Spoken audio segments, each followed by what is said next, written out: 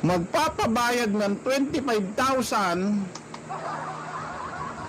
at yung dating tinitira niya na mayor na may hawak, na nag-alaga, na nagkumupkup dito kay Bobong Tanasan, i-delete niya na yung mga bidyong paninira niya, kapalit 25,000. Tapos ang kapalit pa nun, pababanguhin niya na raw yung mayor. Babalik ta rin niya raw yung issue. Ang sasabihin niya raw sa bago niyang vlog, mali pala ang issue, mali, hindi pala nangungurap itong mayor na to. Matulungin pala ito. Tapos sabi nito ni Sir Bobong Tanasan, may kausap kasi siya, yung mga taga-bundok, bumaba, humingi ng tulong sa kanya. Sige, picturean mo yung mga humingi ng tulong sa kanya. Yan ang ipakikita ko sa vlog ko na katunayang matulungin siya. Putik ka, Epipanyo Labrador.